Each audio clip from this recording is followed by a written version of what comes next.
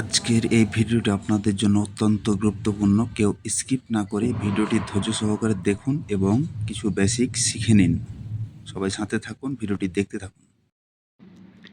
Hello, আসসালামু আলাইকুম everyone.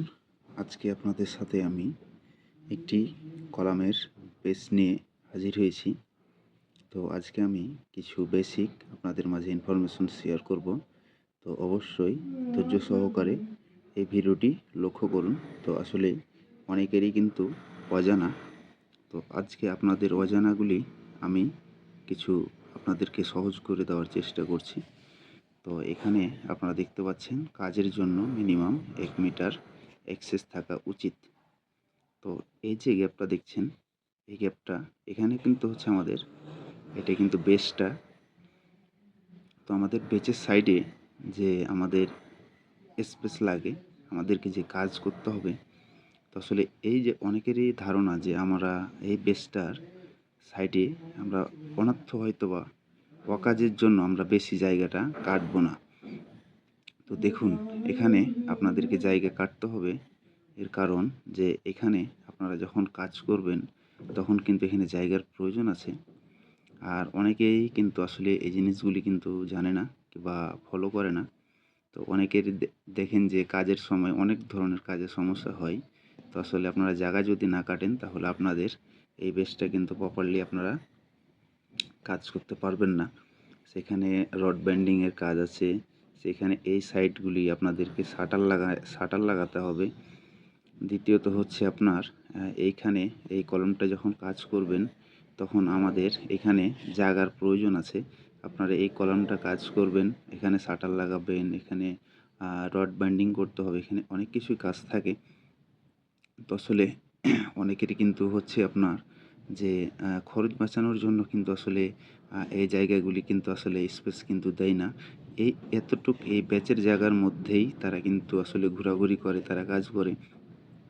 দেখা যাচ্ছে যে ভালোভাবে আপনার এই যে এই শাটারটা যখন লাগাবে, এই শাটারগুলি যখন আউটসাইডটা বেছে, তখন কি হয়, এখানে আপনাদের জায়গা কম, এখানে ঢোকা যায় না। এখানে ভালোভাবে এই শাটারটাকে তারা কিন্তু আসলে সাপোর্ট দিতে পারে না। অনেক জায়গায় দেখা যাচ্ছে আপনার কংক্রিট টাইমে অনেক সময় শাটার ফেল করে, তার কারণ যে এখানে যে ঠেলা টানা রয়েছে সেগুলো কিন্তু ভালোভাবে তারা ব্যবহার করতে পারছে না। তো এগুলা অবশ্যই অবলম্বন করতে হবে।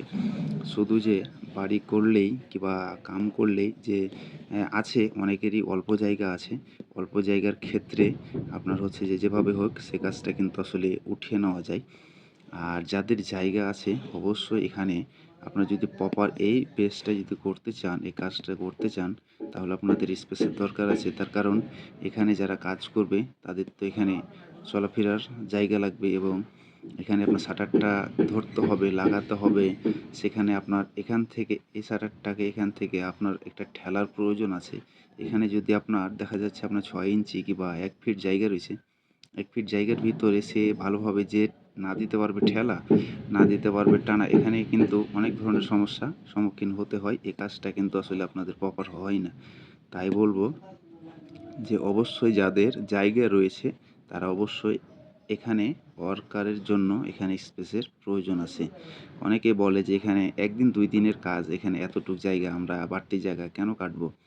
তো আপনার এখানে 1 দিন 2 দিনকার কাজ, কিন্তু আপনার এই কাজটা হচ্ছে কতদিনকার আপনি বলতে পারবেন? বলতে পারবেন না।